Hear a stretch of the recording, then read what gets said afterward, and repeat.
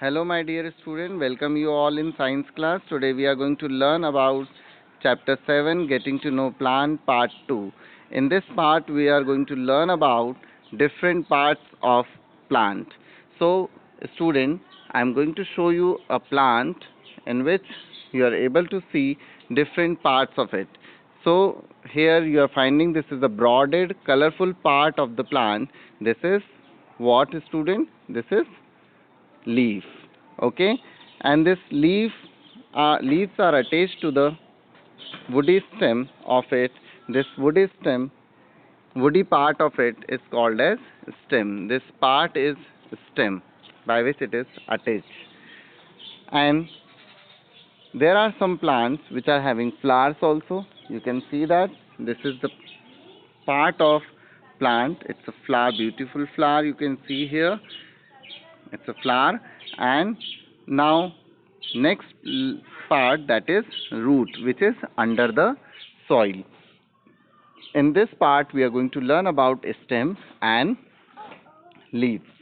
So student, as what you are able to see here, this stem is helping to keep the plant upright and straight. Are you all able to see here? With the help of this woody stem, the plant is upright. Means this is helping to keep the plant straight. And the stem also helps to transport the water and mineral from the soil to the leaf, where the photosynthesis process is being takes place. Now student will learn the next part of the plant, that is leaf. Leaf is the green broaded part of the plant which you are able to see clearly here. This is a broaded part of the plant which is green in color, and it helps to synthesize food for the plant. It is also having different parts of it. We will learn about the different parts of the plant leaf. So the parts of leaf are as follows. Here you are finding that the part which is attached to the stem, this is the stem, and this is the part which is attached to the stem called as petiole. What we are calling it, it's a petiole. Then this petiole extended to the leaf till the tip of the leaf. This is the tip of the leaf, and it is extended to it is called as midrib. This is midrib.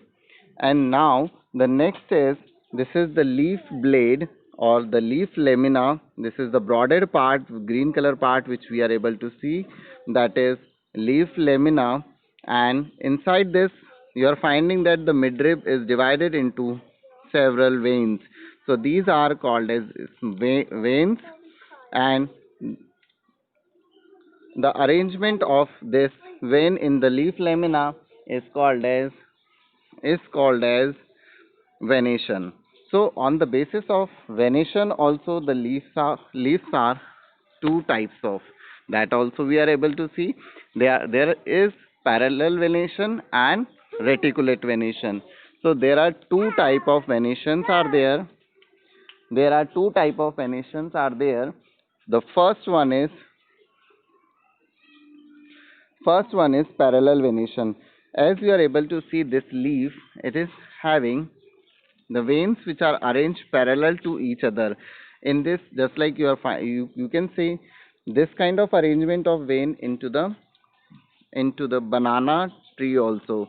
And here some of the plants which are having, you are finding that the leaves are arranged, sorry, veins are arranged here. And they are forming the network like structure here. You can see in this leaf network you are finding of vein, that this is called as reticulate venation. If we'll turn the leaf from any of the part, it will not be break in a parallel form. It can be torn in from any of the part of it. Clear? So student, now let's move towards the function of leaf. So function of leaf is what? It's having the function to perform the photosynthesis. And another function which is helping for the photosynthesis, which is helping in absorption of water, that is transpiration. Transpiration is one of the method or one of the process by which what happens, the plant helps to absorb the water from the soil. So the aerial part of the plant body, aerial part, definitely which part, that is the leaf. So leaves are basically at the time of sun, it loses the water from its above part, from the aerial part of it. So as it loses the water gets evaporated from here, and this process is called as transpiration. So as the loss of water will be there, then requirement will be generated, and this requirement, due to the requirement of water, it creates a suction pull on the root part, and that suction pull helps to absorb the water from the soil. Now this is the photosynthesis. Next is photosynthesis process. Photosynthesis, in this process plants are preparing their food in the presence of sunlight, chlorophyll, and and in the presence of carbon dioxide.